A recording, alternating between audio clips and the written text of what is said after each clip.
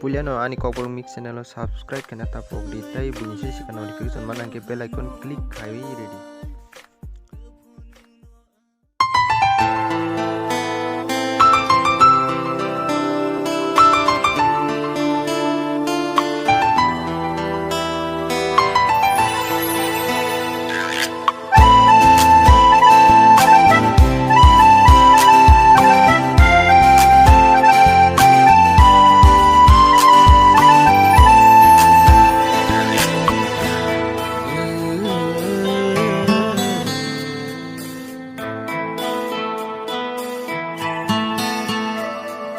너너께 보나이 시खे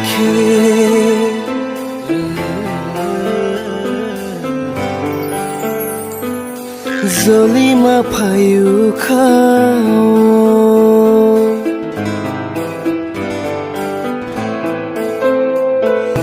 Buini khugo nini mung tongke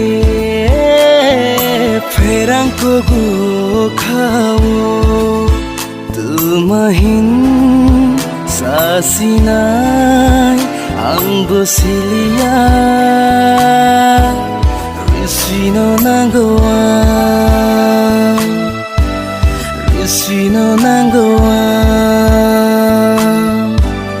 Amung sasiani jadu yo Risino nanggoan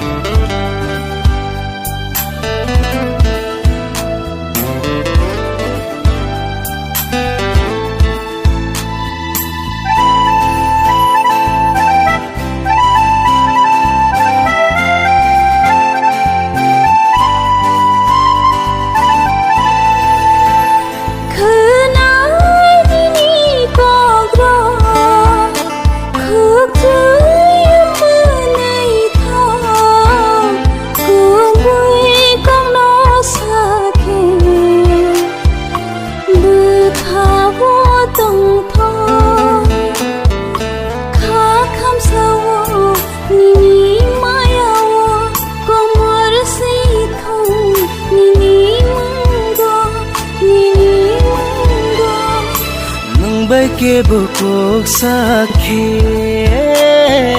Porokham yang fayo Tumahin sasinai Angbo silia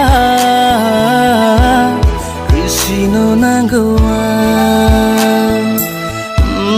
Risino nanggoan Ang sasiani jadu yoy Risino nanggoan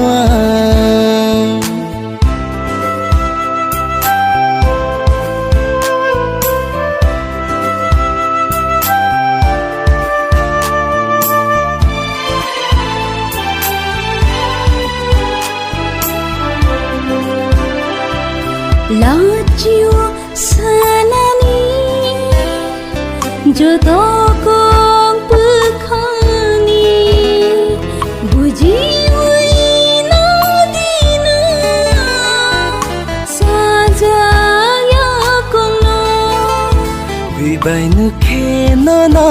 warik saung maro kabiri wanuang arono Nini gana ke botong ke Putri namu cunggo Nini sakbai ke bonang ke Dagari namu cunggo Tumahin sasinai angbo silia Risino nanggoan Risino nanggoan Amung sasiani jadu yo